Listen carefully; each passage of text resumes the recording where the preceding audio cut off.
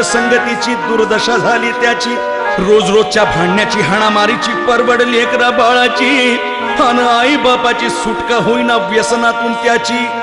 कळली महती मामांची व्यसन मुक्तीची, डोंजे गावाची पावले वळली त्याची विधी दारूबंदीची। शपथ निळकंठेश्वराची सुटली दारू कायमची महती भस्माची, अन आली प्रचिती मामांची ईश्वराची।